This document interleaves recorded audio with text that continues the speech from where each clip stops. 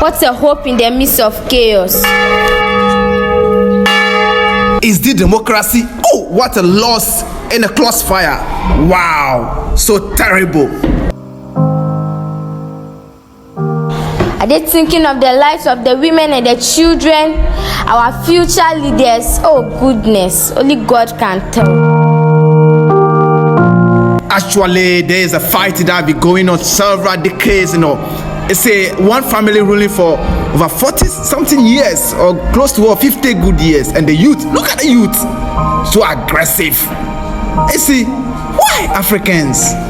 Why? Look at them. Oh, come on.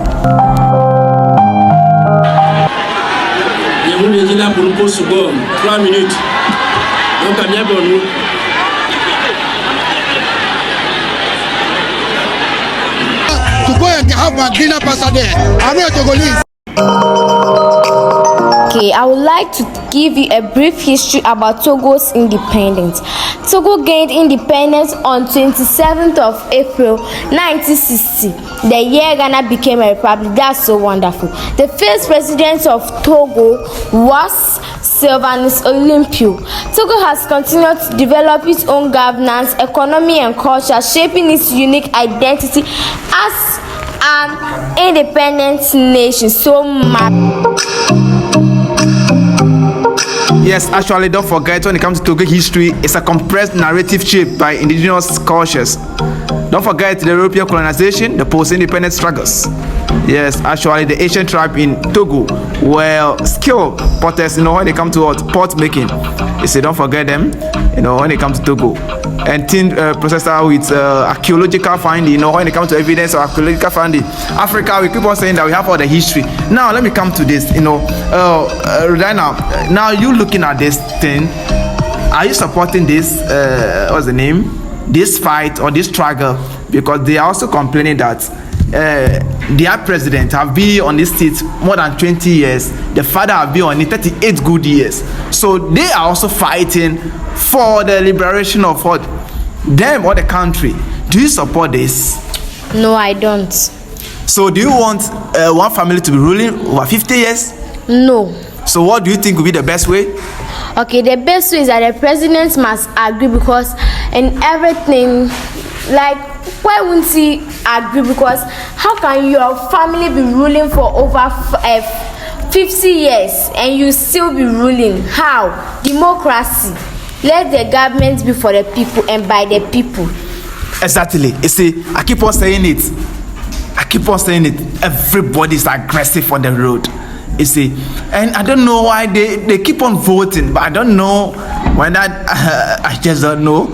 You see, they are voting and they have been voting. Why is it that one man will be winning each and every time? That's a big question.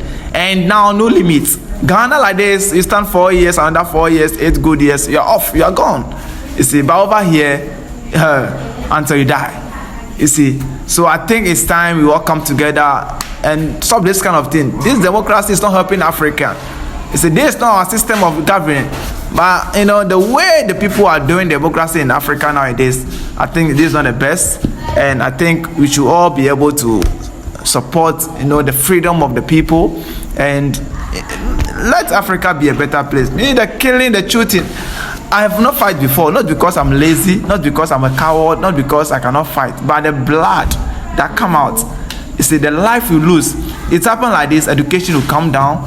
Women can't go to work, can't go to school, and the men can't go to work, and the men can go and hustle and get something for the family. What do you have? What message do you have for the the women out there as they are passing through this time? Leave all to God, because He said, as He has begun it, as He has begun it, He will accomplish it. So I will encourage you all to take part in this demonstration, because maybe God can use your actions to change the mind of your current president. So leave all to God and don't forget to educate your children. Okay, don't forget determination is a bet. Despite all these challenges, remember your Godfather and he will save you. Okay, so now I'd like you all to go to school. From the capital, this is Lome, not the end of everything. Across the country. There is beginning and there is end. So you all should focus on your education.